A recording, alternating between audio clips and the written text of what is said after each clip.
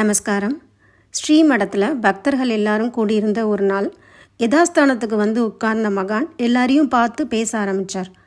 இந்த லோகத்தில் சுவாமியால் கொடுக்க முடியாத விஷயம் ஏதாவது உண்டா என்று அவர் கேட்க எல்லோரும் நெற்றியை சுருக்கி யோசிக்க ஆரம்பித்தார்.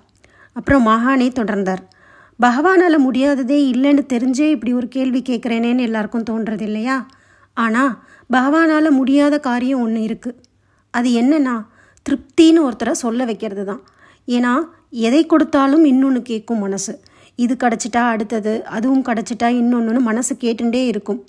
சொன்னவர் சில வினாடி நிறுத்திட்டு தொடர்ந்தார். பகவானால் முடியாத காரியத்தை மனுஷனால் செய்ய முடியும் தெரியுமோ அப்படின்னு கேட்டார். என்ன பெரியவா இப்படி சொல்கிறாருன்னு எல்லாரும் யோசிக்க அவரே பேச ஆரம்பித்தார். ஒருத்தரை போதும்னு சொல்ல வைக்கணும்னா அவரை கூப்பிட்டு உட்கார வச்சு வயிறார அன்னம் இடணும். அதில் தான் ஒரு மனுஷனுக்கு திருப்திங்கிற எண்ணம் வரும். குறிப்பிட்ட அளவு சாப்பிட்டதும் திருப்தியோஸ்மி போதும் திருப்தி ஆகிடுதுன்னு சொல்லி தான் ஆகணும். எவன் தனக்காக மட்டுமே ஆகாரத்தை தேடி தான் மட்டும் சாப்பிடுகிறானோ அவனோட கர்மா முழுக்க அவனே தான் சுமக்கணும்னு கிருஷ்ணரே சொல்லியிருக்கார். வள்ளலான கர்ணன் அன்னதானம் செய்யாததால் சொர்க்கத்துக்கு போக முடியல. அப்புறம் கணக்கு பார்த்து அன்னதானம் செய்கிற இடத்த சுட்டி காட்டின புண்ணியத்தினால சொர்க்கத்துக்கு போனான்னு கதை உண்டு. சுவாமிக்கு நைவேத்தியம் செய்கிறதால மட்டும் அது பிரசாதம் ஆயிடுறதில்ல. அதை பிறருக்கு விநியோகம் செய்யும்போது அது முழுமையான பிறர் சாதம், அதாவது பிரசாதமாகிறது.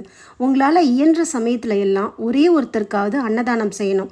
இப்படி செய்ய செய்ய உங்கள் வாழ்க்கையில் எல்லா சுகமும் நிறைஞ்சு மணக்கும். அன்னதாதா சுகிபவ அப்படின்னு அதைத்தான் வேதம் சொல்கிறது அப்படின்னு சொன்னார்.